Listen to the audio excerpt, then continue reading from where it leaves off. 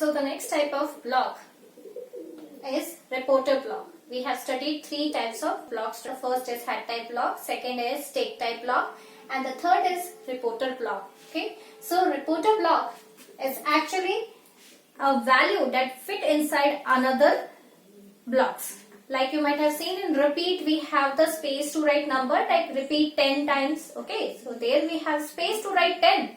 So there, if we want some operators to be performed on few numbers, and then we can insert a value like 2 multiplied by 6. If we are putting whole of it inside repeat block, wherever we write 10, in place of that if we put this, that means 2 6 are 12. The code will repeat 12 times. The same way, we can use this one. These are operators. Okay, 16 divided by 4, that means 4. If you are putting this whole inside the repeat, wherever we have to write 10, there we can put, and then it will be repeated 4 times. This will be repeated 13 times. This is a square root of 9. So in place of square root, we can choose many options. When we click on the drop down arrow, then we will get the list of options, operators we will use. And here it is square root of 9. So square root of 9 is 3. If we are using this in our repeat block, then the code will repeat 3 times. So students, reporter block is of 2 types. Number or string value blocks.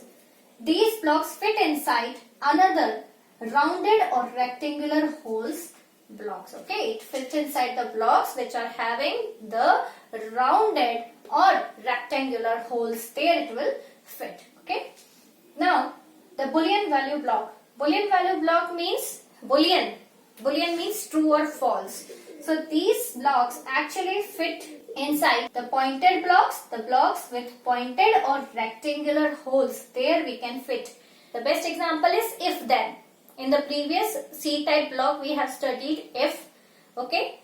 So there we can use. So these are having values in true or false. These are having pointed ends. You can see these blocks have pointed ends. Okay. So it fit inside the blocks having the pointed rectangular holes. So always gives result in true or false, as I already told you in C type block.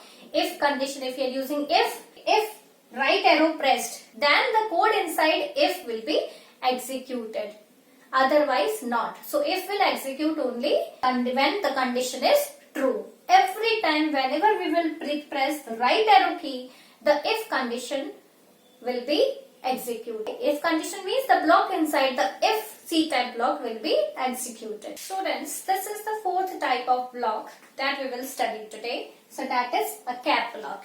If we have to stop the script, then we can use this type of block. So this block have only a notch at the top. You can see a notch at the top. So other blocks can fit above it. But there is no bump at the bottom. Okay, so below it we cannot put any block. This block is used to end the script. So here students, there is only one cap block present, that is there at the bottom of the control category, where you will get the stop block in the control category. So students, stop this script.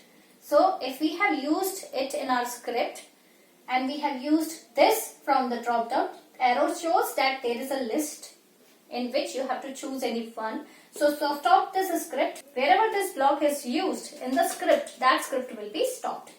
Stop all means all the scripts will be stopped. So students, only this much for today. Thank you. Have a nice day.